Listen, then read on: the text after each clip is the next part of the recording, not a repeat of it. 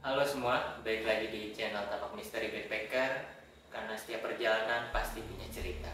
Ya kali ini sudah bersama dengan Raja. Sehat ya? Alhamdulillah sehat. Alhamdulillah. Kali ini tuh banyak banget komen-komen nih di konten kita sebelumnya, Dendam Hantu Susan. Untuk lebih tahu dan lebih dekat gimana sih sosok Susan ini sebenarnya dan bagaimana kejadian detailnya.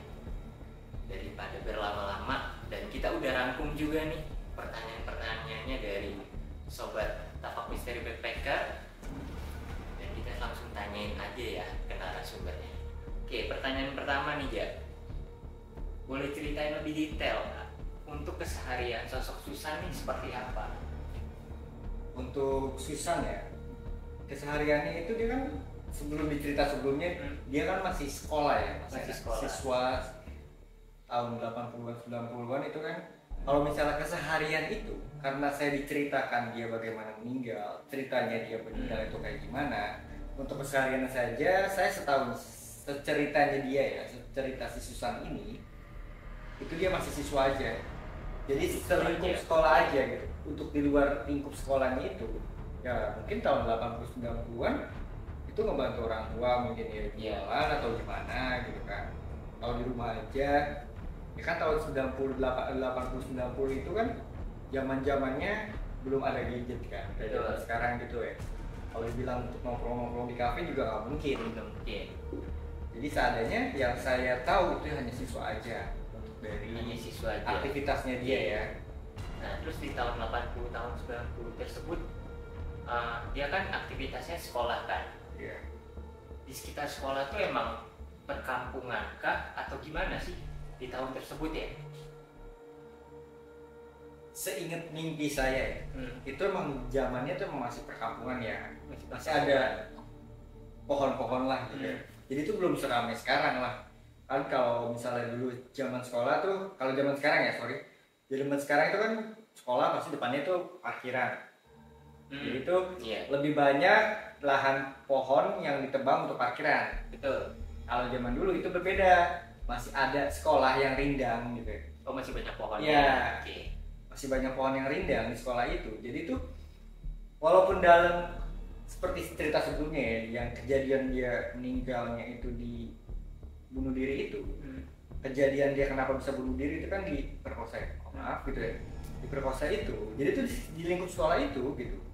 Karena masih dalam satu lingkup sekolah dan itu masih banyak pohon-pohon, jadi itu di antara semak-semak gitu.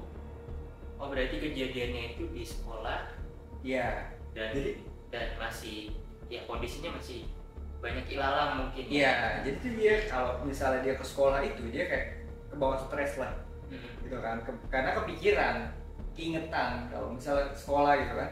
Ya kalau misalnya ada kejadian di sekolah, pelariannya kemana? Kalau nggak di rumah gitu kan ya, kalau lagi di rumah ya disuruh sekolah. Jadi tuh ya mereka si Susan ini jadi kayak stres gitu. Akhirnya mengakibatkan dia bunuh diri. Oke, berarti yang dialami sosok ini itu perkosaan. Iya, si Susan di cerita sebelumnya ya, saya cerita sama. Itu pelakunya sekitar berapa orang? Untuk pelaku itu ceritanya dia ya, cerita si Susan ini itu ada 4 orang. 4 orang. Iya. Dan kebetulan saya ingat itu salah satunya itu dia si baju merah.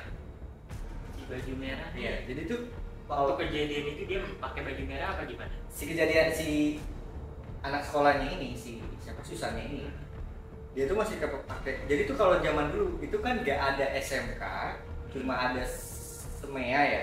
Iya. Semea tahun 90-80 itu cuma ada Semea. Nah, karena dulu Semea itu pakaiannya, celananya atau roknya itu hitam, atasnya putih. Oh, kayak kita ngomong lamar kerja lah. Iya. Tapi bed-bednya ya masih zaman kayak masih sama gitu ya.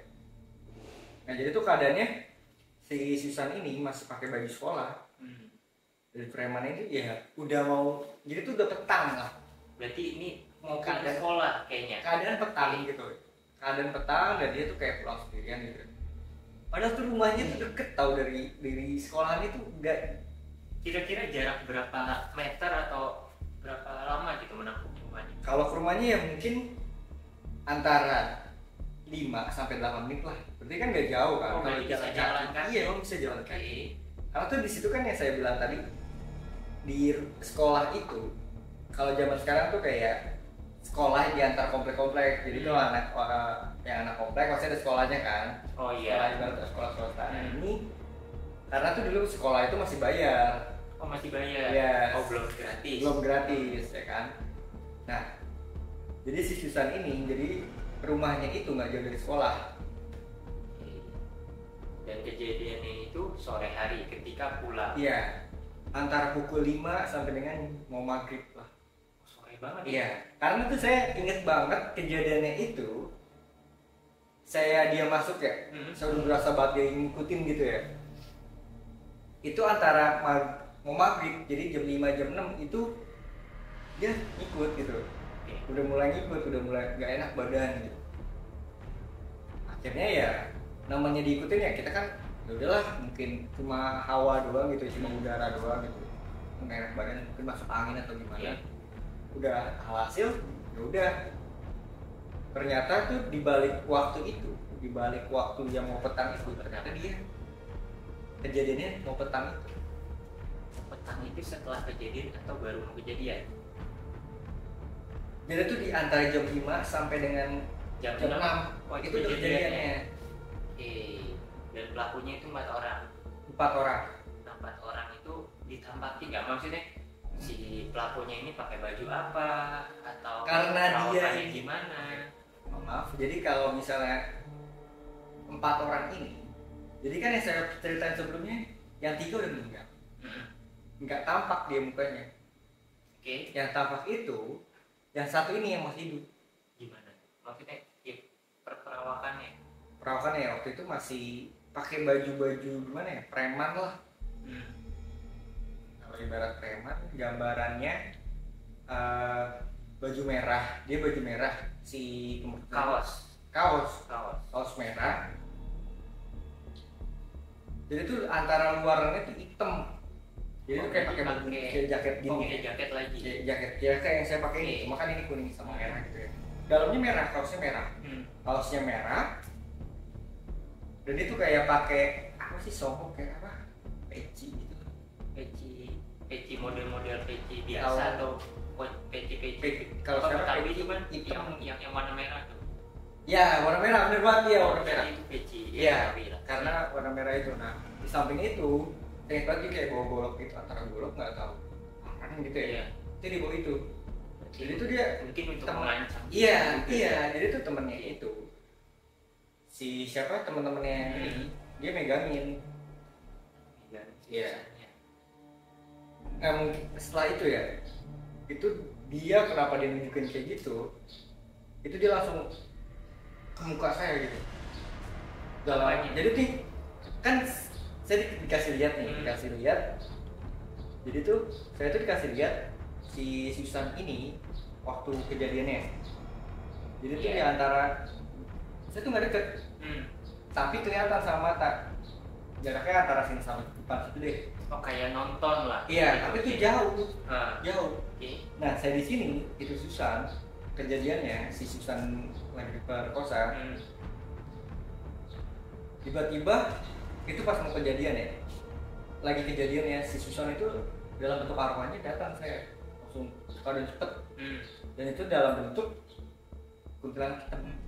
Kuntilanak hitam. Iya, karena tuh dia punya dendam gitu, kayak ada dendamnya kan. Jadi itu cepet banget, itu bikin kaget sumpah ya. Sport jantung banget, sport jantung. Gimana sih kalau misalnya ada sesuatu objek yang dalam keadaan cepet dan itu antara muka ke muka?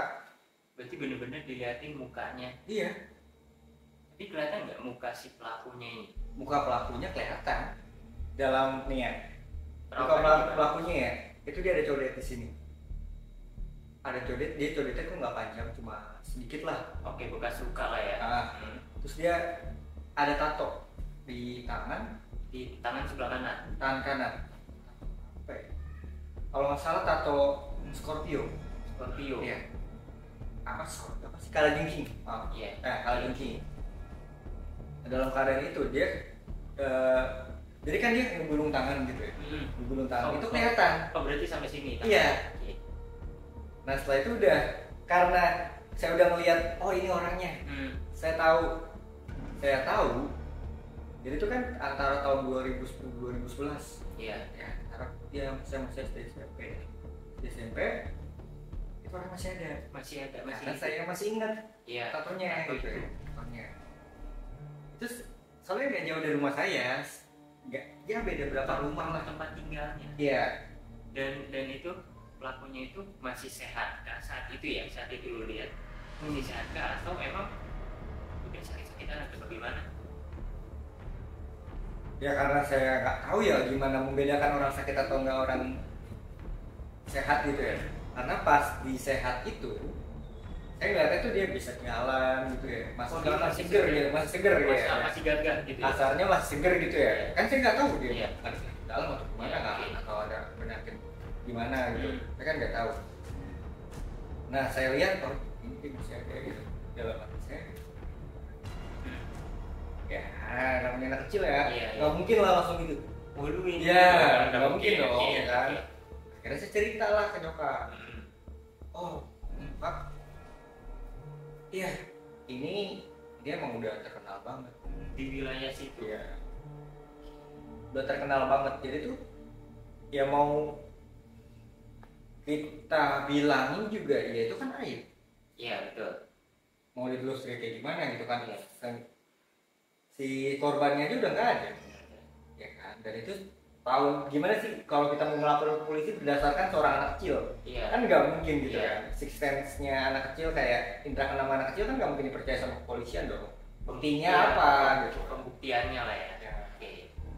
Kita balik lagi ke sosok Susan. Jadi setelah kejadian itu sosok ini kan mengakhiri hidupnya. Iya.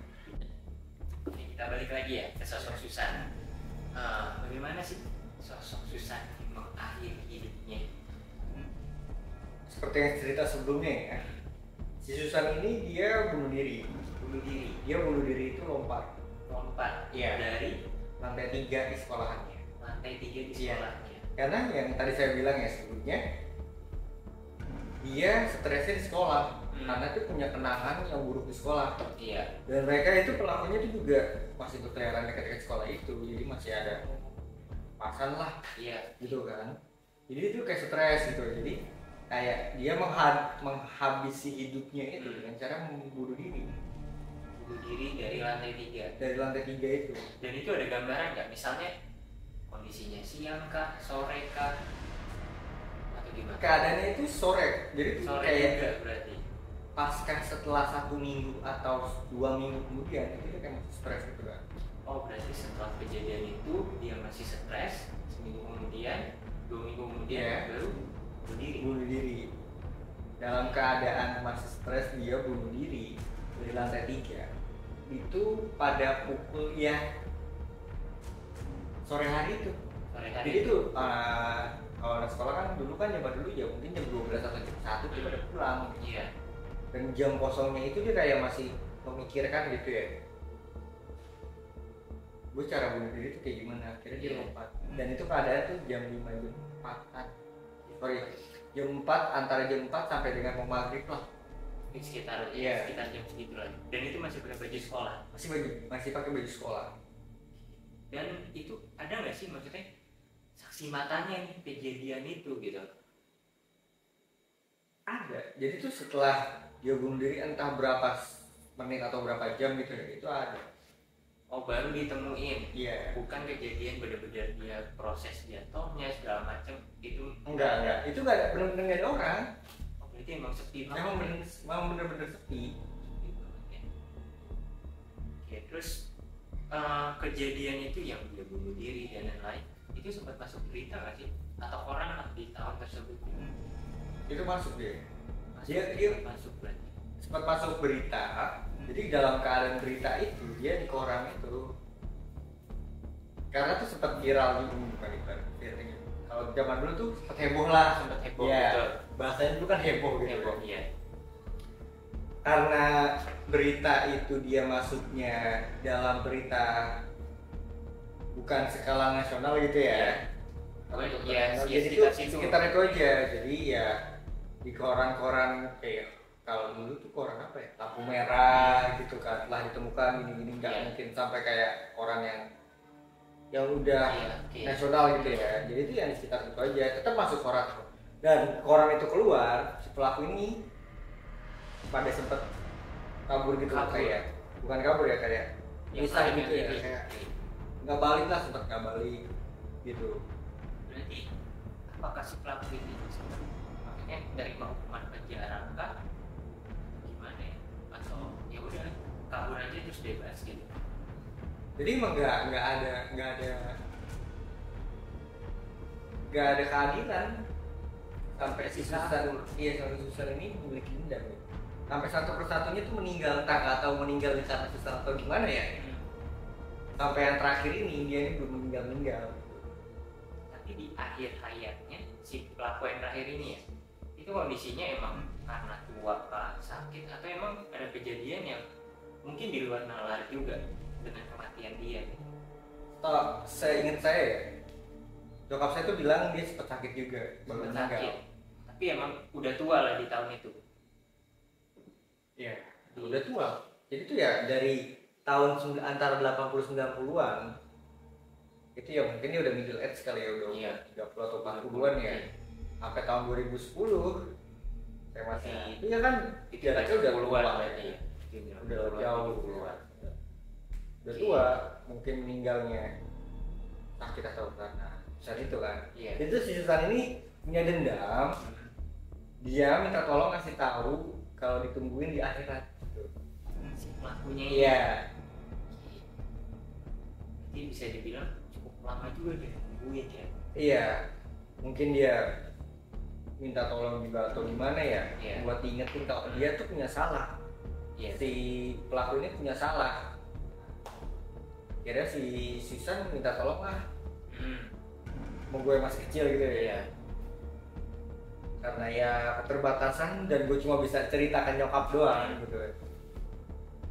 Dan akhirnya ya udah, ceritanya kayak gitu. Jadi si Susan minta tolong sampai diceritain dia gimana meninggalnya. Oke. Bisa kasih gambaran nggak ke kita semua nih yang penonton Tapakus dari backpacker, gambaran si Susan ini gimana? Maksudnya ketika dia masih manusia waktu masih hidup dan ketika sudah menjadi sosok hantu lah. Oke. Jadi si Susan ini dia itu tingginya nggak tinggi ya, seumuran anak SMA lah, segini lah mungkin ya. Berarti nggak terlalu tinggi. Nggak Ya? terlalu tinggi. Jadi itu dulu tuh rambutnya segini, Susan ini. Jadi tuh Ini. saya fasih banget itu, seingat saya itu ya, seingat gue ya, si siapa, Susan ini itu pas masih hidupnya, karena jelas mukanya, gitu, mukanya kulitnya kulit sawo matang, Kulit sawo matang. Kulit sawo Rambutnya matang. segini tuh rambutnya segini. samping kah atau gimana? Jadi itu ada polem dulu ya, Oh, ada polemnya. ya poni lempar gitu ya, polem. Berarti ya ya apa sisirnya miring lah ya. Iya, Oke. sisirnya miring, rambutnya segini, dan sorry, tingginya itu, ya tadi saya sudah jelasin segini. Berarti ya standar Iya, standar cewek gitu ya. Kalau misalnya untuk lebih jelasnya kayak anak-anak sekolah aja sih, masih biasa, Iya. masih. Oh ya, cuma emang cakep sih. Posturnya tuh kurus kah, ramping kah atau gimana? Dia nggak terlalu kurus, nggak terlalu gemuk. Ya, Oh, normalnya standar aja. Standar aja ya. Ya standar buat ukuran yang nggak terlalu tinggi dan nggak terlalu gemuk juga, untuk dibilang pendek gitu ya. Terus untuk Jadi standar. mungkin untuk gambaran wajahnya, ingat gak? Wajahnya dia alisnya rada tebal. Alisnya ada Iya, rada tebal. Oke, cakep deh. Masih terngiang kok di muka. Di pikiran saya mukanya tuh kayak gimana, masih terngiang banget. Mukanya tuh pribumi. Ya, pribumi. Oh, pribumi. Ya, nggak ada. Oh, nggak ada oriental Nggak. segala macam, nggak ada ya. Enggak. Cakep kok, cakep. Terus pas menjadi sosok tuh kayak gimana gambarannya? Itu menjadi sosok itu kayak nggak tahu itu dia atau jin ya. Hmm. Kalau dulu kan orang bilang itu bukan setan, itu bukan jelmaan, tapi itu adalah jin Yang menyerupai. menyerupai. Nah di situ di itu yang saya bilang kuntilanak. Kuntilanak itu kan orang pada umumnya ini kayak putih, merah, tapi ini hitam, sumpah hitam. Full hitam. Full ya. Itu yang merah cuma matanya aja. Oke. Jadi itu Berarti sama baju segala macam itu full hitam. Hitam. Dan itu dia melayani cepet banget. Kayak jarak dari sini ke mana ya? Ya pokoknya dalam jarak 500 meter aja itu dia cepet banget dalam hitungan detik. Udah cepet. Dan itu ya namanya kan ya, Iya. hantu ya. Nggak tahu beda alam atau gimana ya. Nah, itu saya berasa banget sih. Kayak jump scare lah ibaratnya kalau Iya. lagi main game kan jump scare itu kaget Banget berarti. langsung. Ini pertanyaan terakhir. Ada nggak sih pesan yang ingin disampaikan atau pembelajaran yang bisa kita ambil lah dari sosok Susan? Untuk pesan ataupun kesan ya, Hmm. lebih ke kesan dong ya, Betul. bukan pengalaman. Jadi kalau misalnya kesan yang saya udah rasain kayak gitu ya, ternyata kita tuh dendam itu nggak ada di dunia kita doang, tapi di dunia yang lain tuh pasti ada dendam juga. Kayak dendam yang belum terselesaikan atau enggak kita punya utang, gitu ya. Makanya kalau kita meninggal ya, pasti ditanyain apakah beliau ini punya utang atau tidak. Jadi memang harus dilunaskan, entah itu utang nyawa, utang darah, ataupun yang namanya utang ekonomi atau material gitu ya. Itu harus diselesaikan. Makanya ada namanya wasiat gitu ya, biar diserahkan kepada keluarga selanjutnya untuk dilunaskan. Mungkin itu aja ya. Nah, untuk teman-teman sobat apa misteri backpacker, untuk tahu cerita lebih dekatnya dengan sosok Hantu Susan ini, dan jika masih ada yang penasaran, itu bisa di komen aja, nanti kita balas komennya satu-satu. Dan jangan lupa untuk terus pantengin dan stay tune di channel Tapak Misteri Backpacker. Jangan lupa subscribe, like, dan komen untuk setiap postingan kita atau setiap konten kita. Dan see you next time. Bye bye.